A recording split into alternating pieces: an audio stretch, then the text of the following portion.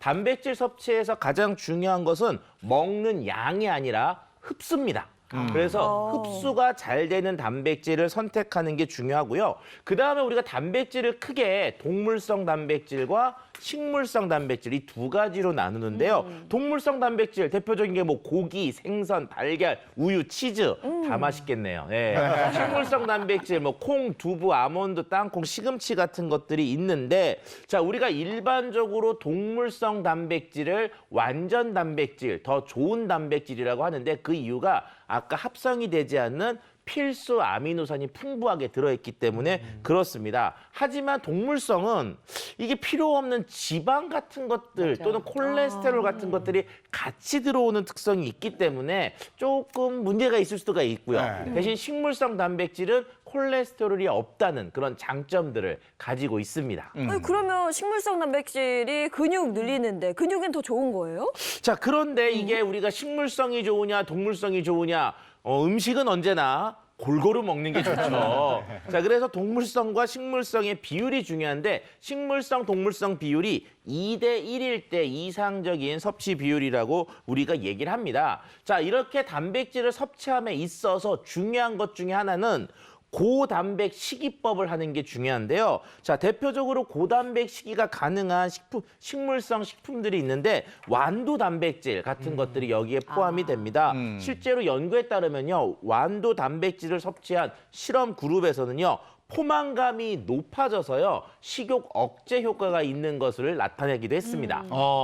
우리 뭐 일식집에 가면 그 앞에 놔주는 거 이렇게 껍질 벗겨 먹는 그 만두 말씀하시는 거죠? 그렇죠. 네. 근데 우리가 그냥 단백질을 그냥 섭취한다고 되는 게 아니고 좀 효과적으로 섭취하려면 알아야 되는 게 있나 봐요. 예, 일단 그 단백질은요, 우리 몸이 가장 보호하고 싶어 하기 때문에 우리가 굶고 굶으면 탄수화물, 지방을 태우고 마지막에 단백질을 태울 정도로 굉장히 아끼는 영양소 중에 하나입니다. 자, 우리가 단백질을 먹게 되면요, 이게 그냥 쑥 들어오는 게 아니고 얘를요, 소화 과정을 통해서 저분자로 바꾸고 저분자를 아미노산까지 바꿔야지만 흡수가 되는 특성들을 갖고 있거든요. 그래서 체내의 흡수율을 올리려면 고분자 단백질이 아니라 저분자 단백질을 흡수하는 게 흡수율이 더 올라가는 특성이 있게 됩니다. 왜냐? 어차피 우리 소화기관이 해줘야 될 고분자를 쪼개서 저분자로 바꿔주는 걸 밖에서 해주니까 흡수 과정이 소화 과정이 단축이 되니까 흡수율이 굉장히 올라가게 되는 거죠.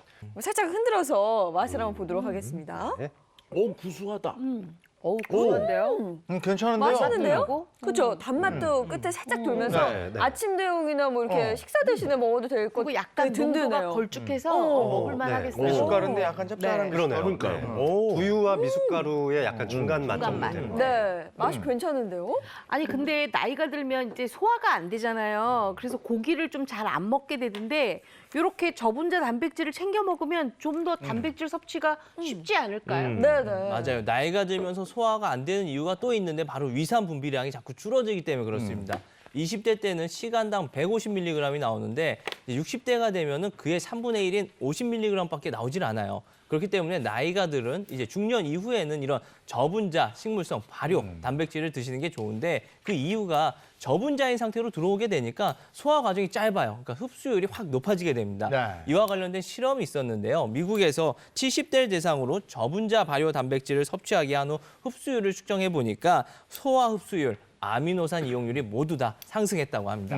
근데 이게 분자만 잘게 쪼갰다고 그러는 건 아니고 또 다른 게 있을 것 같아요. 자, 일단 우리가 이제 소화 흡수를 올리기 위해서 필요한 과정은 저분자로 만드는 가수분해 과정을 시켜야 되는데요. 이 가수분해 과정을 발효로 시킨 것이 바로 저분자 발효 단백질입니다. 자, 가수분해, 이게 우리가 학교 다닐 때 소화효소 배우면 가수분해 효소 이런 거 많이 들었잖아요. 우리 몸속에서 고분자를 저분자로 만드는 과정들이 이런 효소 반응인데 이런 것들을 발효로 진행을 한 거죠. 자, 완두의 경우 단백질의 평균 분자량은요 67만 4,904 달톤 정도 되는데 이걸 저분자 발효를 시켜가지고 가수분해를 할 경우에서는 7,118 달톤으로 사이즈가 400분의 1로 이미 줄여놓은 상태입니다.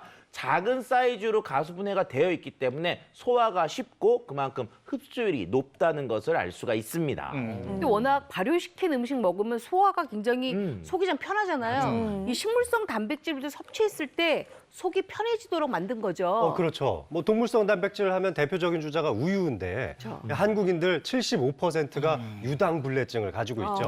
그래서 우유 먹으면 탈나시는 분들 많잖아요. 그런데 이 100% 식물성 단백질은 유당도 없고 또 동물성 단백질도 완전히 빠진 거잖아요. 그러니까 이 유당불내증 걱정 없이 쉽게 섭취할 수 있다는 장점이 있습니다.